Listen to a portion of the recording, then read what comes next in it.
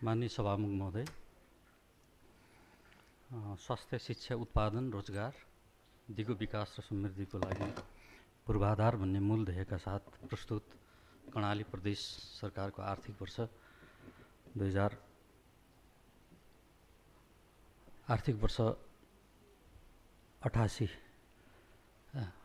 78-79 को नीति तथा कार्यक्रमको मूल स्पिरिट प्रति एकबद्धता जाहेर गर्न चाहन्छु। प्रस्तुत नीति तथा कार्यक्रम फगत शब्द सङ्गालो होइन, यो कर्णालीवासीको भविष्य रेखाङ्कन गर्ने आधिकारिक दस्तावेज हो।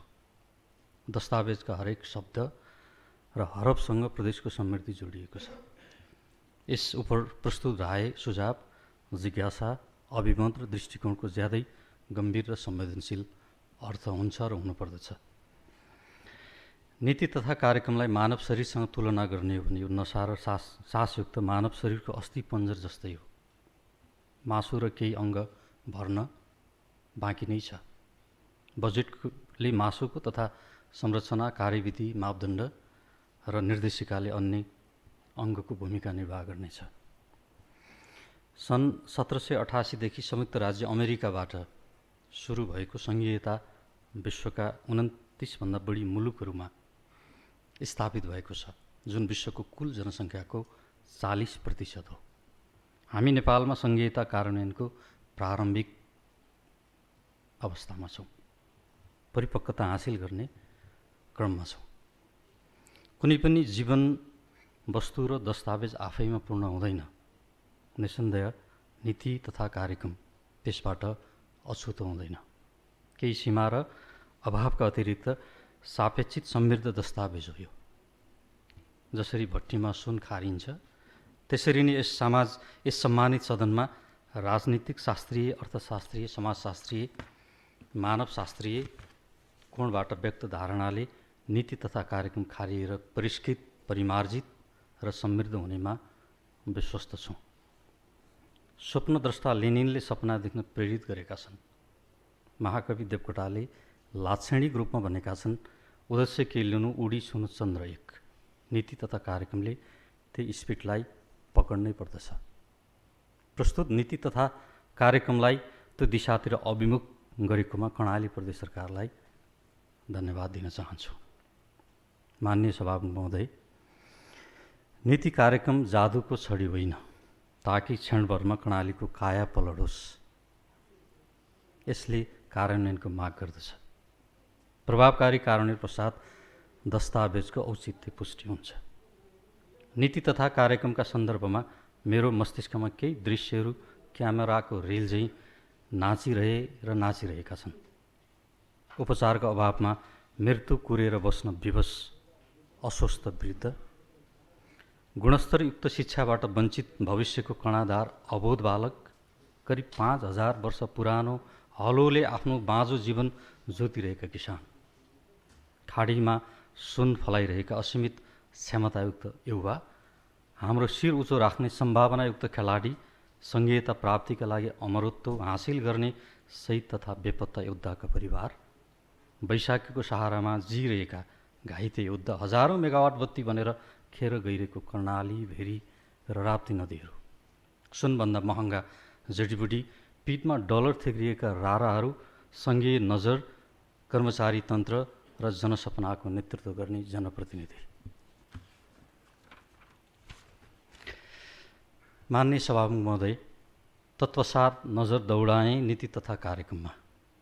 यसका हरफ पल्टाएँ, उपेक्षित उत्पीडितको अनुहार हेरेँ, दस्तावेजको अनुहार हेरेँ, दस्तावेजका हरफहरू हेरेँ, जनताको भविष्य आकलन गरेँ, जनप्रतिनिधि र कर्मचारीको अनुहार हेरेँ र कार्यान्वयनको भविष्य हेरेँ। नीति तथा कार्यक्रमको अनुहार हेरेँ, बजेटको आकार हेरेँ, सङ्घीय बजेटको आकार र प्रदेश बजेटको आकार तुलना गरेँ। मन कुडियो, मनमा नै भने, प्रदेश सरकारको यति कम बजेट, एउटै सङ्घीय मन्त्रालयको खरबभन्दा ज्यादा बजेट, एकातिर प्रदेश सरकारको करिब 30 अरब बजेट, अर्कातिर पिछडिएको कर्णाली प्रदेशका जनताको असीमित आवश्यकता र सुलिदो आकाङ्क्षा। सोचमग्न भएँ। आफैलाई सोधेँ, के यो दस्तावेजले उनीहरूलाई न्याय गर्न सक्छ? दस्तावेजले समृद्ध कर्णाली सुखारी कर्णालीवासीको सङ्कल्प सार्थक बनाउन योगदान गर्ला? नीति तथा कार्यक्रममा कर्णालीवासीले आफ्नो भविष्य भेटाउँछ वा भेटाउँदैन? सोचेँ बजेट सफथोक होइन। सपना, नीति, कार्यक्रम र योजनाले समृद्धिको उचाइ चुम्न सकिन्छ। नीति तथा कार्यक्रमले प्राप्त सीमित बजेट, सङ्कुचित अधिकार, संरचना र क्षमताबाट जनतालाई न्याय गर्ने र कर्णाली सपना सार्थक पार्ने सङ्कल्प गरेको छ, जुन अपेक्षित थियो। माननीय सभामुख महोदय, हरेक नीति, कार्यक्रम र बजेट प्रस्तुत भइरहँदा मूलतः पीडाको नदी भनेर चिनिने वाङ्गो नदीलाई चिनियाहरूले सुखको नदीमा परिणत गर्ने असाधारण सङ्कल्प सुरु गरेको येलो रिभर प्रोजेक्ट मस्तिष्कमा घुमिरहन्छ। 81 अर्ब डलर लागत अनुमान गरिएको उक्त नदीको एक थोपा पनि पानी बाँकी नराखी खानेपानी र सिँचाइ उपयोग गर्ने नीति लिएको।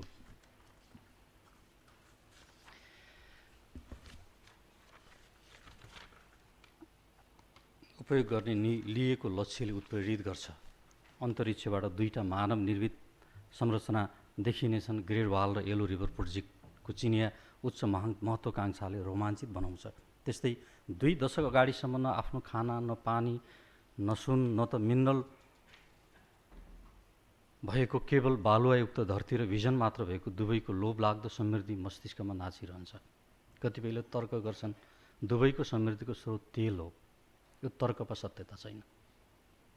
तेलको रेभेन्यू केवल 1% मात्र छ। दुबईले ट्याक्स फ्री इकोनोमीको नीति अवलम्बन गर्यो। स्पेसियल इकोनोमिक जोन र फ्री बिजनेस मार्केट निर्माण गर्यो। ओइल बेस्ड इकोनोमीलाई टुरिज्म बेस्ड इकोनोमी र फाइनान्सियल हब बेस्ड इकोनोमीमा परिणत गर्यो। दुबई विश्वको गन्तव्य बनेको छ। दुबईले the only one, the number 1 को सोचका आधारमा विश्वकै अग्लो टावर बुर्ज खलिफा, विश्वकै ठुलो सुन बजार, विश्वकै ठुलो फुल बगैँचा, दुबई मिराकल गार्डन, विश्वकै ठुलो 7 तारे होटल र विश्वकै ठुलो महल, दुबई महल जस्ता संरचनाहरू निर्माण गर्यो। जसले नियम विपरीत काम गर्छ उसले उच्च फाइन तिर्नुपर्छ। त्यहाँ फाइन मार्फत सुशासन सुनिश्चित गरेको छ। अपराध शून्यताको अवस्था छ। करिब सिङ्गो विश्व आर्थिक मन्दीमा परिरहँदा, चपेटामा परिरहँदा रुसले न्यू इकोनोमिक पोलिसी अवलम्बन गरेर अर्थतन्त्र मजबुत बनायो। हामीले पनि चिनिया सपनाको प्रतीक येलो रिभर प्रोजेक्ट जस्तो कर्णाली सापेक्षताको महत्त्वाकांक्षी project Karnali Rapti very river project निर्माण गर्ने सपना देख्नुपर्छ। स्वदेशी श्रम पुँजी तथा विदेशी पुँजी र दक्षताको उपयोग गरेर सिँचाइ, खानेपानी र विद्युतीकरण मार्फत कर्णाली समृद्धि सम्भव तुल्याउन सक्छौँ। 21 शताब्दीलाई पानी युद्धको शताब्दी आकलन गरिएको छ। काकाकुल विश्व र मुलुकलाई हिमालको कञ्चन पानी उपलब्ध गराउने कार्यक्रम तथा नीति तथा कार्यक्रममा समेटिनुपर्दछ।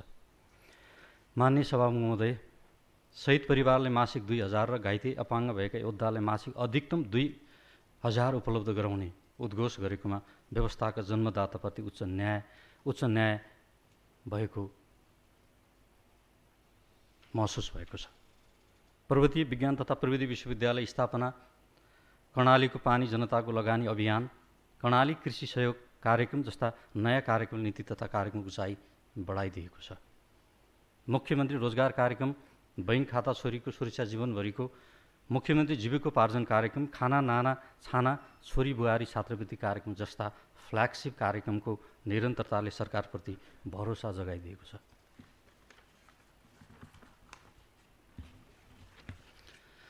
कर्णाली प्रदेशलाई विशेष प्रदेश घोषणा गरेर विशेष नीति कार्यक्रम र बजेट व्यवस्थाका साथ ट्याक्स फ्री इन्भेस्टमेन्ट नीति कार्यान्वयनका लागि सङ्घीय सरकारलाई अनुरोध गर्नुपर्ने, आर्थिक विकासका लागि सुर्खेतमा निर्माणाधीन औद्योगिक क्षेत्र स्थापना र कार्यान्वयन, जुम्लामा सङ्घीय सरकारबाट घोषित स्पेसल इकोनोमिक जोनको धारणा कार्यान्वयनलाई तीव्रता प्रदान गर्नुपर्ने, सन्तुलित विकासको आवश्यकतालाई हृदयङ्गम गर्दै अलग्गै परियोजनाको स्थापना गरेर हुम्ला, डोल्पा जस्ता अति दुर्गम जिल्लाहरूलाई विकासको मूल प्रवाहमा समाहित गर्ने नीतिलाई प्राथमिकता प्रदान गर्नुपर्ने, स्वास्थ्य संस्थाहरूको क्षमता वृद्धि गर्ने आवश्यकतालाई प्राथमिकता प्रदान गरिएको छ जुन अत्यावश्यक छ। स्वास्थ्य जनशक्ति व्यवस्थापनका विषयमा दस्तावेजले अलिकति मौन देखिन्छ। कर्णाली स्वास्थ्य विज्ञान प्रतिष्ठान र प्रदेश अस्पतालको नेतृत्वदायी भूमिकाले मात्र कर्णालीमा महामारी तथा अन्य स्वास्थ्य समस्यामाथि विजय हासिल गर्न सकिने वास्तविकतालाई प्रस्तुत नीति कार्यक्रमले सम्बोधन गर्नुपर्ने, प्रारम्भिक कर्णाली अभियानलाई प्रभावकारी बनाउन प्राङ्गारिक विशेष प्याकेज कार्यक्रम निर्माण गरिनुपर्ने, 5000 वर्ष पुरानो हलोले थेगिरहेको परम्परागत निर्वाहमुखी उत्पादन प्रणालीको विकल्पमा व्यावसायिक र प्रविधियुक्त कृषि प्रणालीलाई जीवन पद्धति बनाउन आवश्यक बजेटसहित नीति कार्यक्रममा उच्च प्राथमिकता दिनुपर्ने। व्यावसायिक खेलाडी उत्पादन गर्न प्रोत्साहित गर्ने उल्लेख गरिएको छ, यो सकारात्मक कुरा हो। तर यसलाई परिणाममुखी बनाउनको लागि जिल्लागत प्रतिनिधित्व सुनिश्चित हुने गरी प्रतिभाशाली खेलाडीहरूलाई आवासीय प्रबन्धसहित तालिमको व्यवस्था गर्ने नीति लिन पर्दछ, ताकि उनीहरूले आफ्नो प्रतिभा मार्फत मुलुक र कर्णालीवासीको शिर उच्च बनाउन सकुन्। राजधानी विकासका लागि अलग्गै परियोजना स्थापित गरिन जरुरी छ। रारा विकास प्राधिकरण स्थापना गरेर राराको प्रचुर सम्भावनालाई कर्णाली समृद्धिमा प्रतिबिम्बित गरिनुपर्ने, साधन स्रोतहरूको न्यायोचित वितरण गरेर समस्त कर्णालीवासीलाई अपनत्व बोध गराउनुपर्ने, सम्पूर्ण कर्णालीवासीहरूको सामूहिक विपद जोखिम दुर्घटना बिमा कार्यक्रमका विषयमा नीति तथा कार्यक्रम मौन देखिन्छ। तसर्थ यो नमुना कार्यक्रमलाई निरन्तरता दिँदै सम्पूर्ण कर्णालीवासीहरूको आवासको बिमा पनि गरिनुपर्ने। धन्यवाद।